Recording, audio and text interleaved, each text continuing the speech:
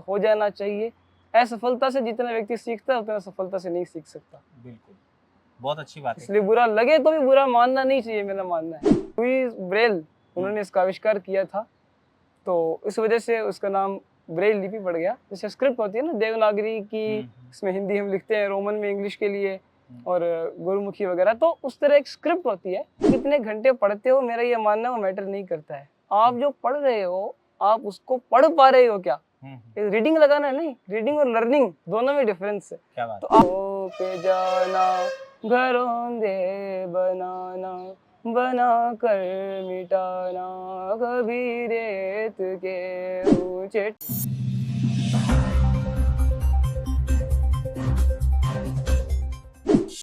Welcome, नमस्कार। आंखें खिड़की होती है और चेहरा दर्पण होता है। आंखों से हम इस दुनिया को देख सकते हैं, इस संसार को देख सकते हैं और जहाँ सुंदरता होगी, जहाँ सौंदर्य होगा, वही हमारी आंखें उसी ओर जाएगी। लेकिन नियति का कुछ ऐसा खेल है जहाँ सामने दृश्य है, ये दुनिया सारी एक जैसी जब लगने लगे, या कभी कोई ऐसा हालात या ऊपर वाले की अनुकंपा कुछ इस तरह से हो जाए कि आंखों के आगे एकदम से अंधेरा, यानी कि हम चाहकर भी नहीं देख सके, तब भी ऊपर वाला एक आंखें देता है, और वो होती है मन की आंखें। मन की आंखों से देखने वाले मोहित शर्मा आज हमारे बीच हैं। तो मोहित, बताओ क्या हाल चाल है? नमस्कार। सबसे पहले तो आपको और हमारे सभी दर्शकों को मेरी ओर से नमस्कार। और मैं बिल्कुल ठीक हूँ और आप जैसे सहयोगियों से, परिवार से प्रेरणा लेकर के आगे बढ़ रहा हूँ। अच्छा मोहित, जैसे ये मतलब आप बचपन से ही नहीं देख पाते या फिर उसके बाद कुछ ऐसी त्रासदी हुई? नहीं सर, मैं बचपन से ही बाई बर्थ नहीं देख पाता, जब से जन्म हुआ तब से ही। तो अब आपको पता है जैसे कि एक सामने ये वृक्ष है, ये पेड़ है, ये फूल हैं, यहाँ पर ये पौधों की खुशबू जो आ रही है, तो ये आप कैसे महसूस करते हो? देखिए सर, खुशबू तो निश्चित रूप से, खुशबू तो आंखों से कोई संबंध रखती नहीं है। जी। पर जहाँ तक महसूस करना पेड़ों को, फूलों को, उनके पत्तियों को, तो वो सब स्पर्श के माध्यम से, यानी टच के माध्यम से। जी। तो बताएं, अपने मन की बातें बताएं आज। काफ़ी मुझे अच्छा लग रहा है सबसे पहले तो आपसे जुड़ करके, और मोटिवेशन मिलता है। और जहाँ तक आपने कहा मन की बातें, तो मुझे ये खुशी है कि मैं आपसे जुड़ा, और संगीत में, शिक्षा में, सब में मेरी रुचि है। और मैं यही चाहता हूँ कि मैं जितना से जितना सीख सकूँ, जितना से जितना आगे बढ़ सकूँ, जो मैं अध्ययन कर सकूँ वो मैं आगे करूँ।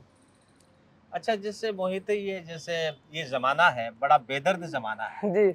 और इसमें बहुत सारे दोस्त होते हैं, तो अनुमान लगाते यार ये दोस्त तो काला है, ये तो ऐसा है, इसका श्याम वर्ण है, इसका कलर ऐसा है, ये ऐसे कपड़े पहनता है, या फिर ये ऐसे लिबास पहनता है, ये जूते ऐसे पहनता है, ये शर्ट ऐसे पहनता है। यानी कि उसका एक आइडेंटिटी ये हो जाता है कि ये इस परिवार से बिलोंग करता है, ये इस परिवार से बिलोंग करता है। लेकिन आपसे जो बतियाते हैं, तो उन्होंने क्या कपड़े पहने हैं, क्या जूते पहने हैं, गले में चेन है या नहीं, हाथ में अंगूठी है या नहीं, हाथ पे घड़ी है या नहीं, मोबाइल बड़ा है या छोटा है, वो कोई मायने नहीं रखता। तो आप अपने दोस्तों का चयन कैसे करते हैं? देखिए सर, मेरा ये मानना है कि जैसा आपने कहा कि ये रंग रूप मेरे लिए कोई मायने नहीं रखता, पर मेरा मानना है कि ये किसी के लिए भी मायने नहीं रखना चाहिए। और मेरे चयन का आधार, जैसा कि आपने कहा, तो स्पष्ट रूप से उनका व्यवहार, उनके बात करने का तरीका, उनकी भाषा, वो सब महत्वपूर्ण भूमिका निभाती है। अच्छा, कभी-कभी ख़्याल आता है जैसे आपके हम उम्र जो बच्चे हैं, जी। तो वो दौड़ते हैं, क्रिकेट खेलते हैं, और जैसे पूरी जो भाव-भंगिमाओं के साथ दुनिया का लुत्फ़ उठाते हैं, जी। और आपको ऊपर वाले ने उन चीज़ों से महरूम किया, तो कभी निराशा? निराशा, देखिए सर, कभी मेरी को जीवन में निराशा नहीं हुई, क्योंकि मेरा मानना है कि अगर आप मोटिवेटेड नहीं रहेंगे तो आप कुछ नहीं कर सकते। माउंट एवरेस्ट पे जब पहली बार चढ़ाई हुई, तो उससे पहले भी लोगों के पास वही 2 पाँव, 2 हाथ, 2 आँखें नहीं होंगी, पर वो कोई नहीं चढ़ सका। पर माउंट एवरेस्ट पर पहली बार चढ़ाई हुई, वही शारीरिक संरचना उनकी थी जिन्होंने पहली बार चढ़ाई की।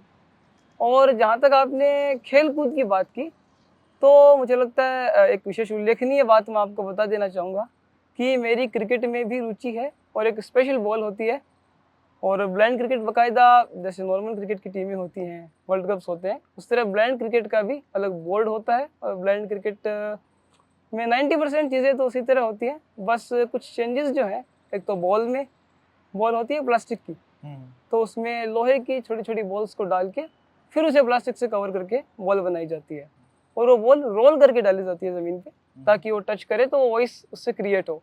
उसके बेस पे खेलते हैं, और एक रनर होता है साथ में, तो रनर जो है रन लेने में आपको हेल्प करता है, उसके साथ दौड़ के रन लेते हो। इस तरह से ये होता है।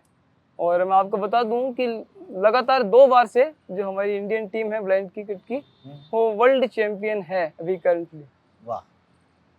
अच्छा मोहित, एक बात बता, जैसे पुराने ज़माने में जब भाषा नहीं थी, जी बोली नहीं थी, जी तो टचकारों की भाषा थी, हाँ। जैसे हाँ हाँ, ध्वनि के संकेत थे। ध्वनि के संकेत थे, जी वैसे ही भाव भंगिमाओं के थे, जी आंखों से इशारा करते थे, जी जैसे विनोद कॉमेडियन अपनी कॉमेडी में करते हैं कभी कभी जी कि आंख मारना या ऐसे।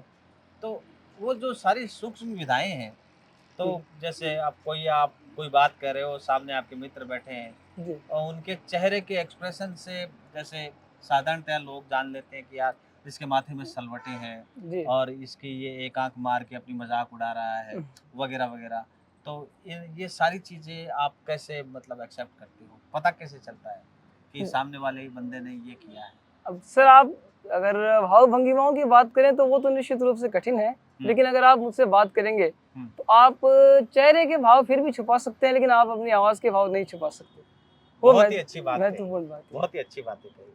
दोस्तों, आपको बता दें, इन्होंने जो बात कही कि मेरी आवाज़ ही मेरी पहचान है। इंसान, क्योंकि जैसे निदा फाजली ने कहा है कि हर एक आदमी के होते हैं 10-20 चेहरे, जिसे भी पढ़ना हो बार-बार पढ़े। इंसान सब कुछ छुपा सकता है, लेकिन जो अपनी आवाज़ है, आवाज़ दर्पण होती है। मन से निकली हुई आवाज़, लोग बोलते हैं ना कि आप दिल से गाओ या आप इस तरह से गाओ, ये कलेजे की जो आवाज़ होती है, वो आपको स्पष्ट। और मोहित ने यही बात कही कि आप एक शब्द बोलते ही आपके व्यक्तित्व का पता चल जाता है जी कि आप कितने संस्कारवान हैं, आपको किस तरह के संस्कार मिले हुए हैं, आपकी संगत क्या है, और आप क्या करना चाहते हैं, आप कहाँ तक जाएँगे, आपको कहाँ-कहाँ परिस्थितियों से मुकाबला करना है। मोहित, जी सुबह कितने बजे उठते हो? सर, सुबह 5 से 6 बजे। Very good. क्या करते हो उसके बाद? उसके बाद सर सबसे पहले तो हल्की-फुल्की एक्सरसाइज, हुँ, उसके बाद म्यूज़िक की प्रैक्टिस, हुँ, और विशेषतः मुझे कॉलेज जाना होता है, हुँ, तो म्यूज़िक की प्रैक्टिस या तो सुबह या फिर कॉलेज से आने के बाद। और उसके बाद जो स्टडीज़ है, हुँ, क्योंकि ग्रेजुएशन लेवल पर हूँ मैं अभी, हुँ। तो स्टडीज़ के साथ रात को स्टडीज़, और फिर वापस वही रूटीन। अच्छा, जैसे पिताजी और दादाजी, जी। तो दादाजी के प्रति ज़्यादा मोह है, ऐसा सुना है मैंने।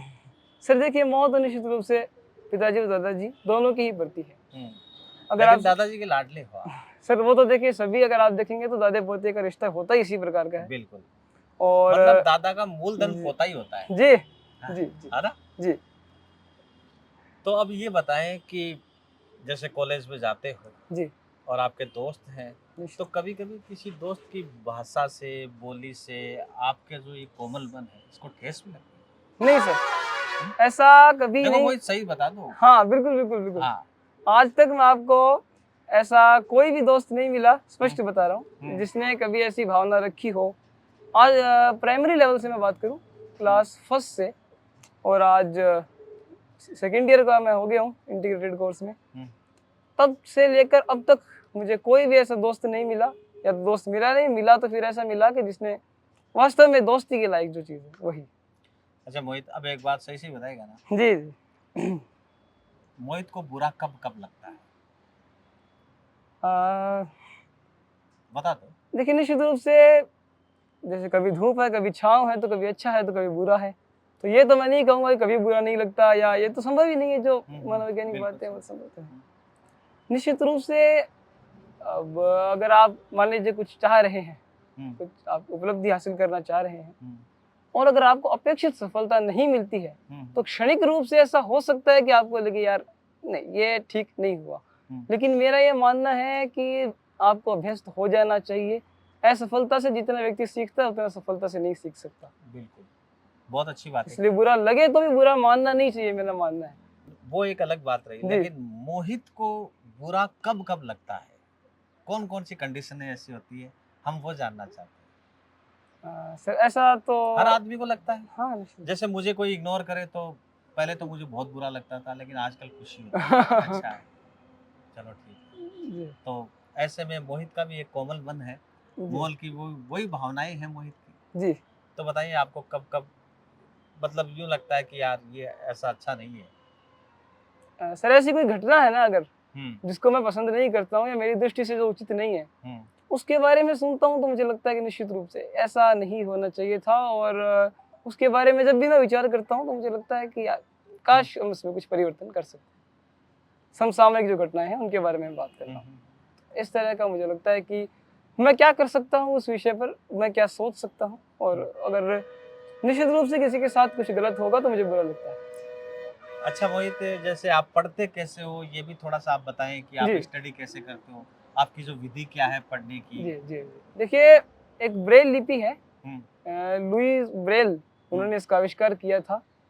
तो इस वजह से उसका नाम ब्रेल लिपि पड़ गया। जैसे स्क्रिप्ट होती है ना देवनागरी की, हम्म इसमें हिंदी हम लिखते हैं, रोमन में इंग्लिश के लिए, हम्म और गुरुमुखी वगैरह, तो उस तरह एक स्क्रिप्ट होती है। हम्म स्क्रिप्ट का टाइप है वो ब्रेल। हम्म उसमें एक पेपर होता है, उस पे जैसे हिंदी के लिए, इंग्लिश के लिए, सबके लिए कोड्स फिक्स होते हैं। एक स्पेशल ब्लॉक में कोड्स फिक्स होते हैं। हम्म तो जैसे नॉर्मल में अगर भाषा में बताऊं सामान्य, तो छेद निकाले हुए होते हैं उसपे, और हर छेद की आकृति अलग अलग होती है, जी। और उस आकृति का अलग अलग मतलब होता है।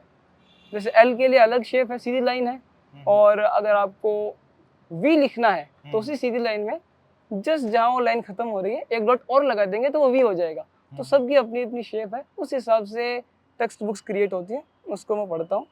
तो उससे हिंदी इंग्लिश दोनों के लिए अलग अलग शेप है, तो आपको उससे पढ़ना होता है। दूसरी चीज़ ऑडियो रिकॉर्डिंग्स जो आजकल हैं, ऑडियो रिकॉर्डिंग्स का भी काफ़ी इसमें महत्वपूर्ण योगदान रहा है। जैसे कोई गाइड है या कोई सीरीज बुक्स हैं जो कि काफ़ी कम टाइम पहले निकलती हैं एग्ज़ाम के, तो उनको आप ऑडियो में रिकॉर्ड करके सुन के याद कर सकते हो। इसके अलावा आजकल टेक्निकल, जो आपको पता है हर चीज़ में टेक्निकल चीज़ें जुड़ती जा रही हैं, तकनीक का विकास तो हो ही रहा है। तो वो एक फाइल टाइप होता है, जैसे पीडीएफ होती है ना, उसी तरह एक फाइल टाइप होता है ईपीयूबी, ईपब। तो ईपब की जो बुक्स होती हैं वो रीड करने के लिए स्मार्टफोन में ऐप्स बने हुए हैं, और पीडीएफ के लिए भी ऐप्स हैं, तो उससे आप पढ़ सकते हो। अच्छा, आपने जैसे 12वीं में टॉप किया जी है ना? तो कितने घंटे पढ़ते थे? सर, मैं ईमानदारी से बताऊंगा पूरी आप। बात है ईमानदारी से हाँ करनी बिल्कुल ईमानदारी से बताऊँ, मैं ज़्यादा पढ़ना इंपॉर्टेंट नहीं है घंटे, हालांकि मैं बता दूं स्पष्ट तौर पर 6 से 8 घंटे पढ़ा हूँ मैं दिन में।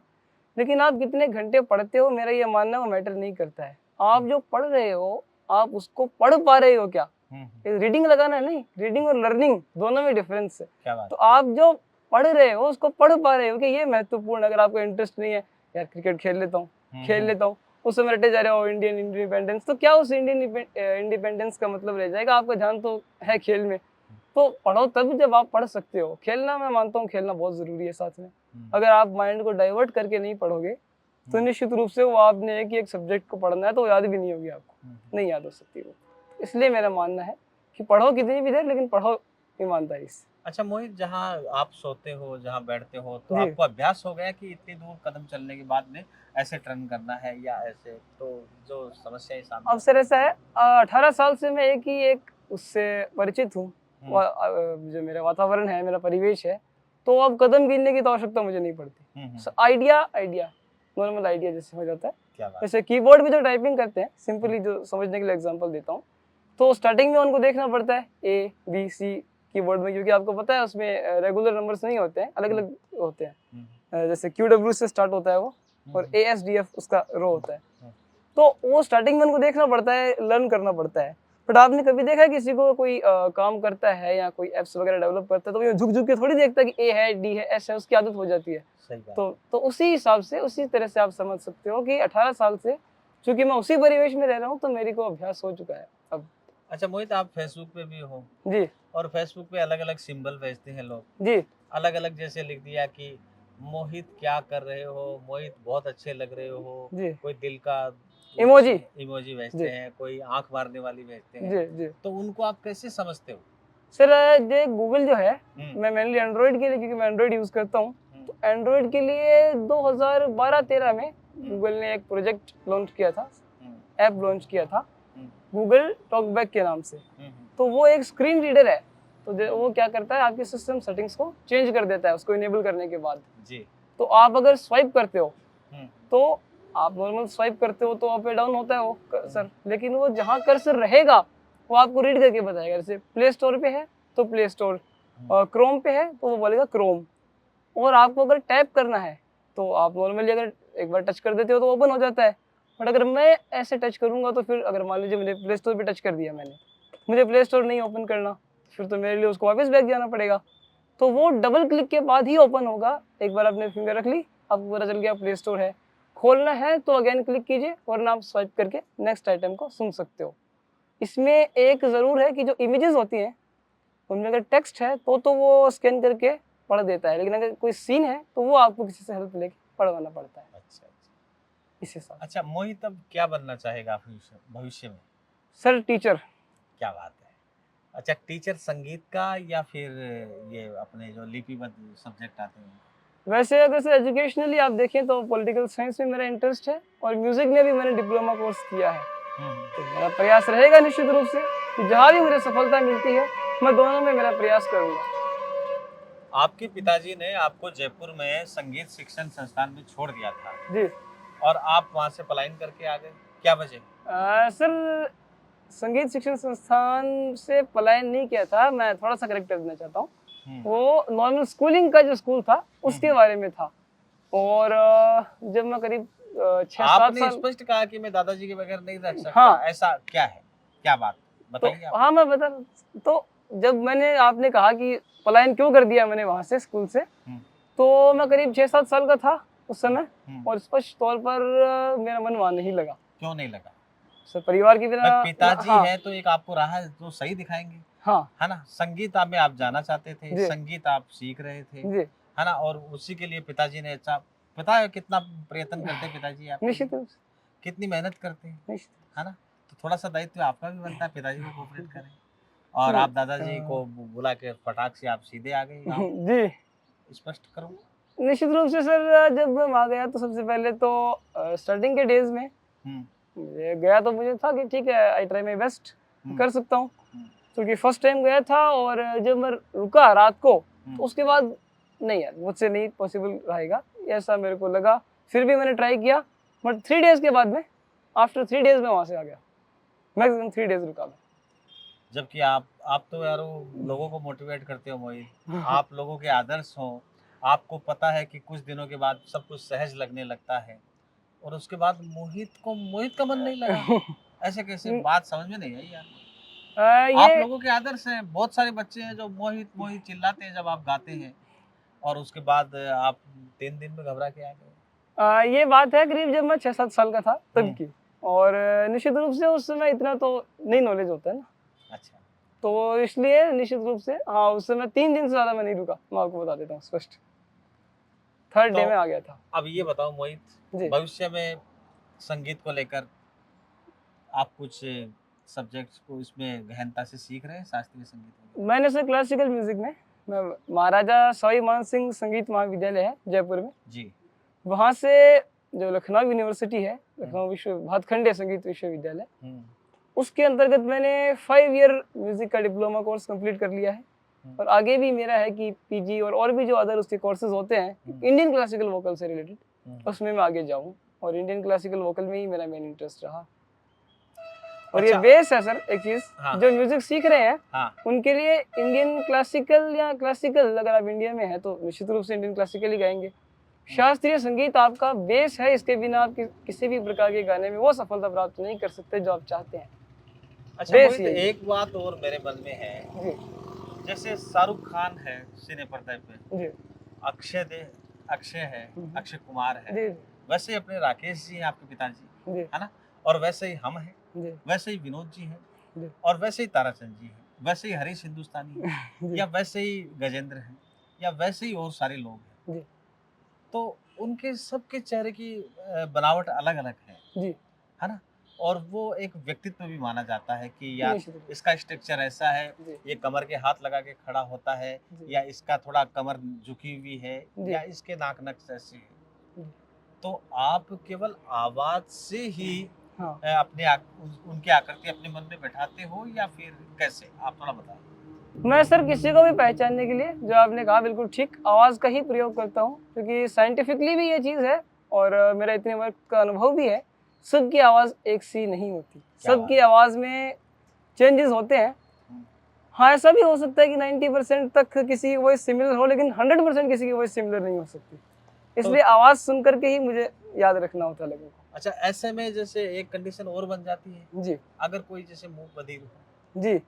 तो आप कैसे फिर पहचानेंगे या अपना दोस्त बनाएंगे आप कैसे? निश्चित रूप से सर, वो ये जो परिस्थिति आप बता रहे हैं, ये मेरे लिए और उसके लिए, दोनों के लिए ही निश्चित रूप से जो है असुविधाजनक और चुनौतीपूर्ण तो रहेगी, क्योंकि वो अगर है तो वो संकेत के माध्यम से वार्तालाप करेगा। अब निश्चित रूप से संकेत तो मैं देख नहीं से रहा और मैं बोलूंगा तो वो सुन नहीं पाएगा। इस मामले में जरूर कुछ चुनौतियां हैं, पर हाँ, अब फिर उसमें आप तकनीक का प्रयोग कर सकते हो ना। आप व्हाट्सएप करो उनको, सिंपल व्हाट्सएप कर सकते हो, क्योंकि ऑलमोस्ट व्हाट्सएप आजकल सभी यूज करते हैं, तो इसलिए आप इसका प्रयोग कर सकते हो। क्या बात है, क्या मोहित, तो आपके जो चेहरे की हंसी है, इस बात से ये मिलता है कि कहीं ना कहीं आपके दिल में दोस्ती के तार थोड़े से जागृत हो गए हैं। क्या क्या सोचते हैं आप इस बारे? देखिए, मेरा मानना है सर, हर व्यक्ति के जीवन में एक मित्र जरूर होना चाहिए। मित्र तो वास्तविक अर्थ में मित्र, ऐसा नहीं दोस्त से दिखावे के लिए। वास्तविक जो मित्र होता है वो कभी आपकी आलोचना करने से भी नहीं पीछे हटता है, तो कभी प्रशंसा करने से भी पीछे नहीं हटता है। तो मित्र जो है, तो एक तो मित्र है तो चूंकि निश्चित रूप से आपके समकालीन रहेगा, तो उससे आपको मार्गदर्शन भी मिल सकता है, आपको सीखने की प्रेरणा भी मिल सकती है। तो मेरा ये मानना है कि आगे बढ़ने के लिए मित्र अवश्य होना चाहिए। आपके सबसे अच्छे बेस्ट फ्रेंड कौन है? अभी सर मेरी कॉलेज के जो मेरे मित्र हैं वो, और पर मेरा ये मानना है कि जो प्राइमरी लेवल पे जो आपके फ्रेंड्स होते हैं ना, वो आपके सबसे अच्छे दोस्त होते हैं। तो उनका नाम बताएं आप। सर सुरेंद्र है मेरे मित्र और मेरे मित्र कृष्ण है, दो मित्र हैं मेरे। क्या बात है। तो सुरेंद्र और कृष्ण जी, दोनों बहुत अच्छे लगते होंगे। निश्चित रूप से उनकी बातें अच्छी लगती होगी। जब आप घर पे बैठे रहते हो और वो आ जाते हैं मोहित, तो अच्छा लगता होगा। निश्चित रूप से, क्योंकि एक तो सरप्राइज विजिट होती है वो, तो वैसे भी यार काफी सबको अच्छा लगता है साइकोलॉजिकल। अच्छा मोहित, जो कि मोहित को सबसे ज्यादा खुशी कब हुई? सर मैंने फ्यू इयर्स अगो एक जवाहर कला केंद्र पे जयपुर में एक एक्ट नाटक किया था। श्री भारत रत्न भार्गव जी के निर्देशन में। वो ऑल इंडिया रेडियो से रिटायर्ड थे, बीबीसी लंदन में उन्होंने काम किया था। तो मैंने एक एक्ट किया था अनंत की आंखें नाम से, उसमें मैंने एक मेन रोल किया। क्या बात है। और मुझे इससे पहले एक्टिंग का कोई एक्सपीरियंस कभी रहा नहीं और नहीं ऐसा कभी सुना कि ब्लाइंड्स के लिए एक्टिंग फील्ड में कोई ऐसा स्पेशल होता है। बट उनके साथ जब मैंने काम किया, करीब 4 से 5 महीने एक नाटक की तैयारी में हमको लगते हैं, तो उनके साथ जब मैंने काम किया तो मुझे लगा कि यार एक नया फील्ड खुला मेरे लिए और मुझे खुशी हुई कि हाँ, इस फील्ड में भी अपन कुछ कर सकते हैं। और वो नाटक मुझे करके बहुत खुशी हुई, काफ़ी अच्छा लगा, रोल भी मैंने बिल्कुल निभाया उसको। ये बहुत अच्छी बातें बताई आपने। अब मुझे वो संवाद बताएं आप, अनंत की आंखें, यानी कि अपन ये मानिए कि मोहित की आंखें, तो आप वो संवाद बताएं जो आपका जो उस प्ले में था। सर दरअसल उसकी जो कथा थी, वो एक बच्चे पर केंद्रित थी जो देख नहीं सकता था। क्या बात। और जब उसने अपनी टेक्स्ट बुक्स वगैरह रीड की और आगे जब उसने एजुकेशन ली, तो उसे पता चला कि ड्राइंग होती है, किसी भी चीज़ को आप उतार सकते हो कागज़ पे अपने कैनवास की सहायता से। तो उसका इंटरेस्ट जागा कि मैं ड्राइंग करूं।